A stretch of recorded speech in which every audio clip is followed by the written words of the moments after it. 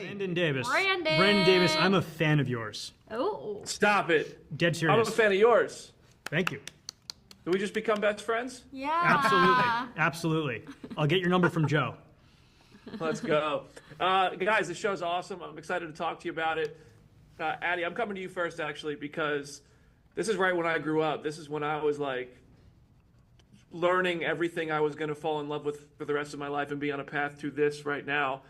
You created a 2000s time capsule with Devil May Cry. The music, the look of it. I mean, talk to me about some of your inspirations for that, because that's right around the time this game started becoming a thing in the first place. Yep, it was a time capsule to 2001 when I played the game and my emotional state as I was playing in the game and what was happening around me as I was playing the game and how I felt playing the game.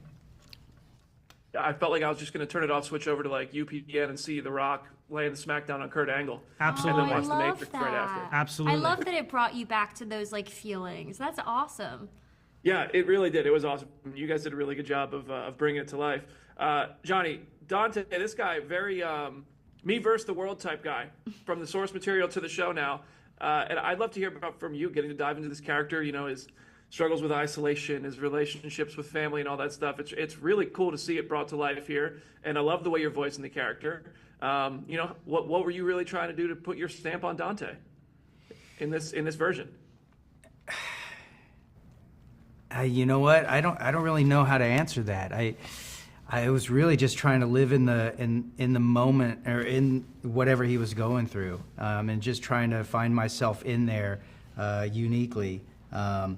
Even though I went through all of the cinematics and the original anime, and I saw like a bunch of like hints to darkness. Like at the end of the anime, there's just like he's just sitting there like drinking, and there's like, man, he's gone through some painful things, but we haven't seen it really.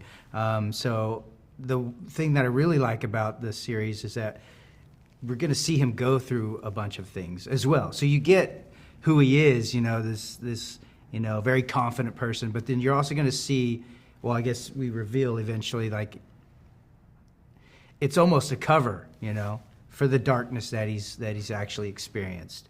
And I imagine as the world gets darker, he's going to go through darkness, you know. It's funny you say that, because even like I was in getting ready for this interview, I was seeing what fans were talking about, and they'll even spot like a mugshot in a frame of the trailer and be like, oh, I wonder if we're going to see what brought this stuff. So like, it's crazy, the details that people notice and that you guys put in there. And Taylor, I'm going to come to you, lady. Introduced a little bit later in the Devil May Cry franchise. DMC3 was the first appearance. Bringing her in here, what was it like to get to bring that character to life and make sure she fit into this puzzle? It was awesome. I mean, it was really rad being able to play her. I mean, she's such a layered character, you know. She's a badass. So I just wanted to make sure that I, you know, brought that toughness to her, but also, you know, bring a little bit of a softer side to her. And also bring the she's fun. Like, she's a fun character. Like, you really, really, like, want to hang out with this girl, you know? And she's different with everybody that she crosses. And so that was really lovely to play. Like, she's different with Dante. She's different, you know? So it's just to find those layers. I love it. And actually, I want to correct myself. Scout, I was just looking him up in my notes real quick. It's okay. I got a long-ass name. But I mentioned at the beginning here that, you know, you created this time capsule. There's even a couple tracks, like, from Tony Hawk Pro Skater that made it into this. Yes. So I'm sure everybody's asking you, like, did you guys play Devil May Cry to get ready? And I assume at least some level of research went into that. What other games did you guys get hooked on when you were younger, when video games really started to burst onto the scene around that time? Resident Evil for me, baby.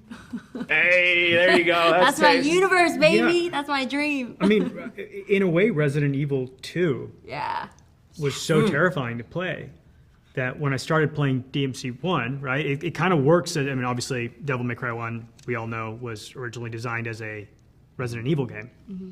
But I was just like, oh my gosh, this is going to be another terrifying Resident Evil experience. And then, boom, oh, whoa. No, but you get to take them down easily now. You know, with skills, with skills.